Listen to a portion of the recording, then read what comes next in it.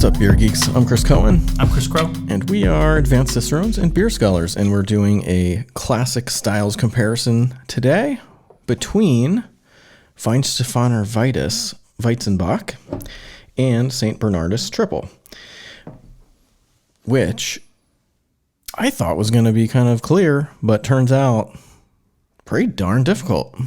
Yeah, once you really, you have kind of this notion about your previous, occasions with these beers and think it's going to be super easy, and you got them sitting in front of you and you can dig all kinds of similarities out. Yeah, I mean, we already knew, of course, that Tripel's going to have some of the same yeast characteristics as as that special Weiss beer yeast does create also, a little bit of banana, a little bit of clove, or at least some kind of similar phenol that's clove-like. And it turns out, at least for these two commercial examples, pretty similar. Yeah, when we kind of dive into the Tripel, it's, it smells fruity and spicy. And as you kind of like dig around, it's got clove character. Yeah. For sure. And I would say the Weizenbock definitely on the banana front kind of blows the Tripel out. This one, the Weizenbock really comes across like with a banana bread kind of thing, which of course is part malt, part yeast character. And that for me is one of the bigger differences, just the amount of banana going on. Yeah. And we could you mentioned banana bread. And so maybe people can get this to differing degrees. But I think for me, that's a little bit of a difference in the nose, too, is I think you can smell the wheat character of the Weizenbock a little bit more. It smells like bread, or like you're preparing bread or baking bread. It's got that kind of doughy, uncooked dough. Like white mixing bread. Flour. Yeah. Whereas when you smell the St. Bernardus Tripel, it's not as densely bready. It does smell like grains. Sure. And it's got that kind of cool, pale, almost crackery type aroma. But it doesn't quite get you into baked bread territory. Right. And like back to the yeast, it's got a little bit more like palm fruit, kind of like apple. Maybe a little citrusiness. Yeah, like a slight lemon or orange zing. Yeah. Which is, kind of common in triples. The BJCP says to look for that. This one doesn't have a ton of it. Yeah, this one's got the aroma of slicing into a pear or an apple for sure. Yeah.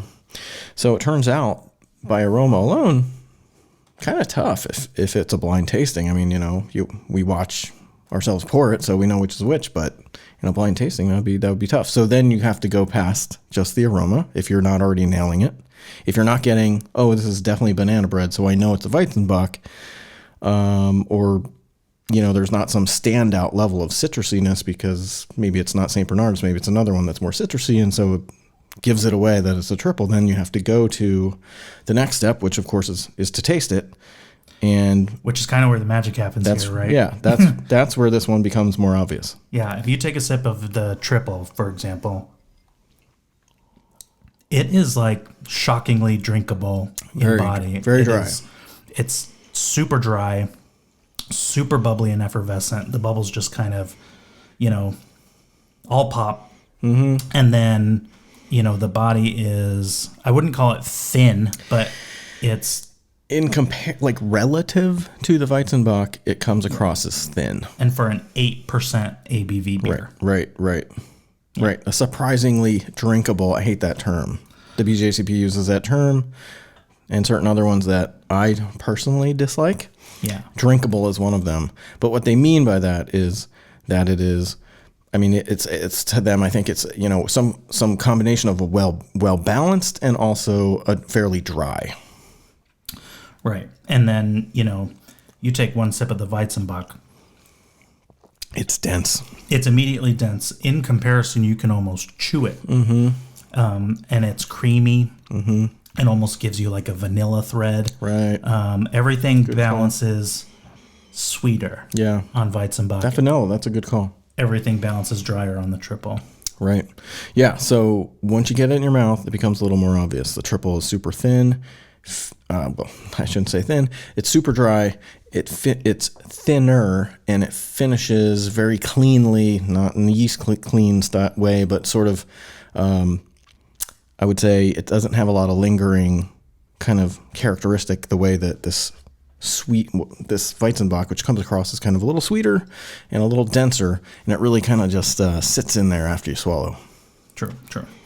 And so these are, maybe you think these are super easy at first, but sharing a lot of fermentation character, even if it's a little bit different, you do really need to pick them apart. Yeah, I'm actually excited to try this one blind, like legit blind. Yeah. Because I thought this was going to be easy.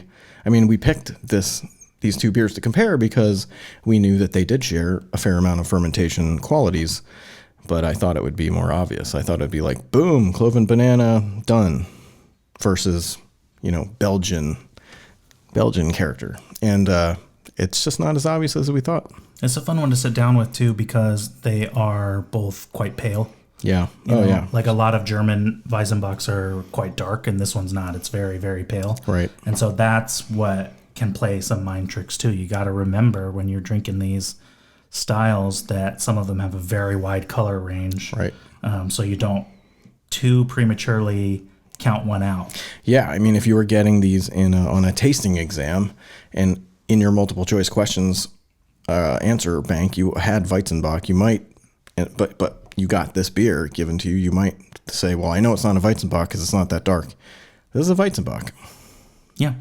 And it's a classic example listed in the BJCP as a classic commercial example. So it's high likelihood you could get it. Yeah, could happen. So be careful. Yeah. Well, that's comparison of two strong fermentation forward pale beers. Yeah. Yeah. It was way tougher than we thought, but it's fun. It's a fun one. Grab one of each yourself and, sit down and try it and let us know what you think. Have your friend or partner bring you some blind beers. Take some tasting notes, what you're getting, and then take a guess at what style it is. Well, it was more difficult than we thought, but I think we got it. Maybe we'll have to do it again a few times. Guess we'll find out when we take the master exam or something. Hey. Cheers. Cheers.